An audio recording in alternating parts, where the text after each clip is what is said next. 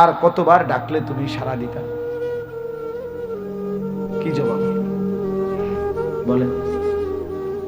কোরআন শরীফে আছে, আল্লাহ তাআলা বলেন, ফাবিআইয়ি হাদিসিন বা'দাহু ইউমিনুন। বান্দা, আমি আর কোন কথা বললে? এক একটা কথা কোরআনে আমি বারবার বলছি, বারবার স্পষ্ট করে তোমাদেরকে বিস্তারিত বলেছি। আর কোন কথা বললে, কেমনে বললে, কতবার বললে, কিভাবে বললে তোমরা আমি আল্লাহর কথা মেনে নিতা? যে সূরার মধ্যে এই আয়াতটা, সূরা মুরসালাত 29 পারায়, এই সূরার মধ্যে একটা কথা আছে যে কথাটা আল্লাহ তাআলা 10 বার বলছে। এক কথা, ওয়াইলুন ইয়াউমাইদিল লিল মুকাদ্দিবিন। ওই দোস্ত, তুমি বাংলা বুঝো না ইংরেজি বলতা? বাংলা বুঝুনি এমনি না, কানে কম শোনো?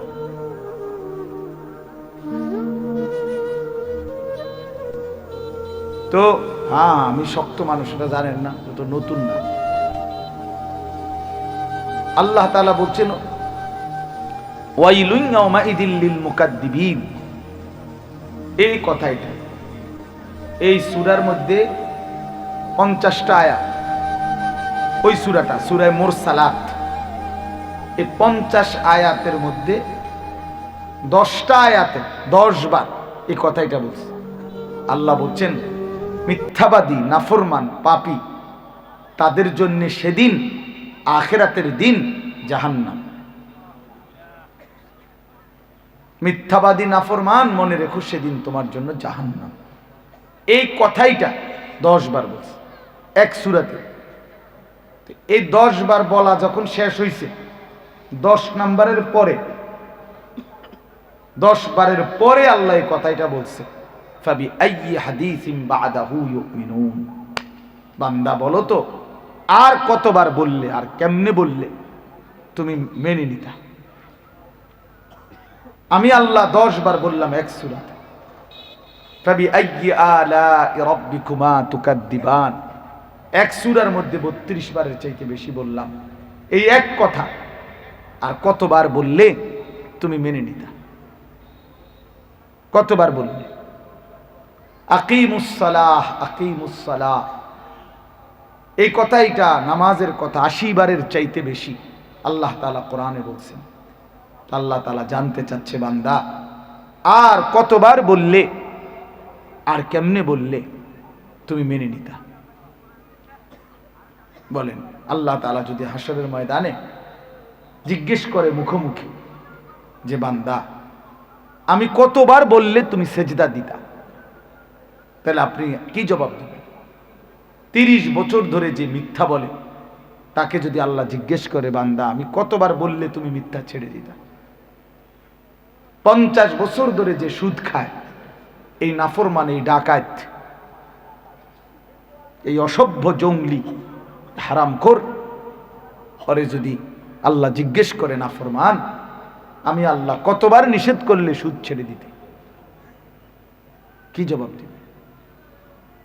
365 দিনে এক বছরে, খোদার একটা বছর 2024 সাল, যেই নাফরমান কোনোদিন ফজরের নামাজ পড়ে নাই, এই জানোয়ার, এই হাইওয়ান, এই চতুষ্পদ জন্তু, তাকে আল্লাহ জানতে চাচ্ছে যে নাফরমান, এক বছরে কোনোদিন আমার ফজরের সেজদা দিলি না, আমি কতবার বললে আমাকে সেজদা দিতি? কি জবাব বলে?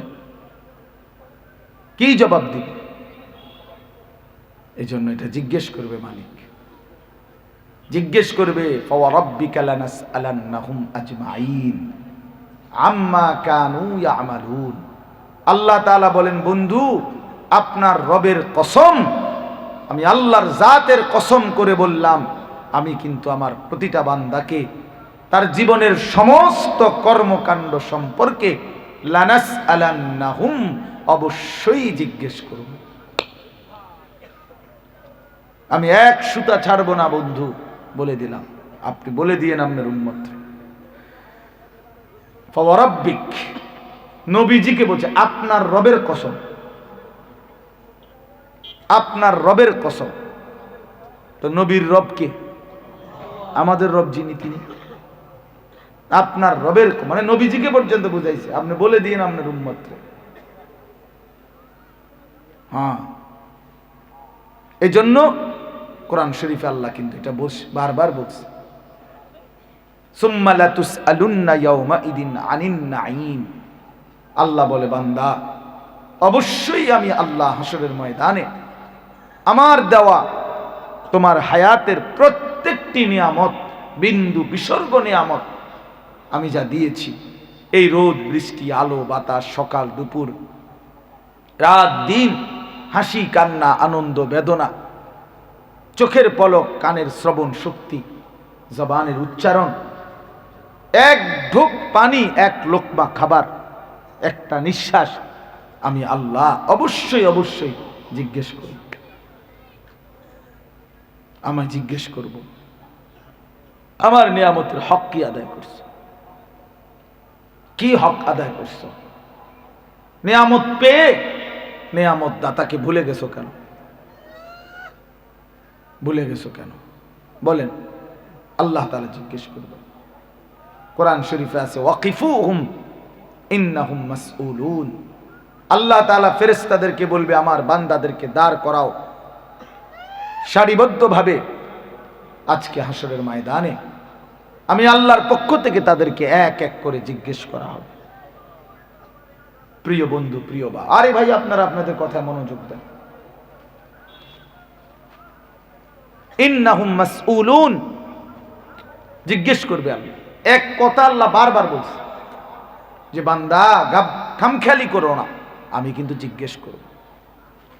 ইন্নাস সামআ ওয়াল বাসারা ওয়াল ফুআদা কুল্লু উলাইকা কানা আনহু মাসউলা। নিশ্চয়ই কান, চোখ, এমনকি অন্তর, দিল, আমি সেটাকেও জিজ্ঞেস করব। অন্তরকেও জিজ্ঞেস করব, দিল বলো তোমাকে নিয়ে আমার বান্দা কি কি ভাবছিল। ওই নারীর কল্পনা, ওই জেনার কল্পনা, ওই অসৎ কল্পনা, ওই হারাম দুনিয়া সাজানোর কল্পনা যে করেছিল যুবক, আল্লাহর কসম তোমার দিল বলে দিবে, দিল বলে দিবে। আল্লাহ বলেন আমি জিজ্ঞেস করব। তাহলে কতভাবে বলছে আল্লাহ কথা এটা।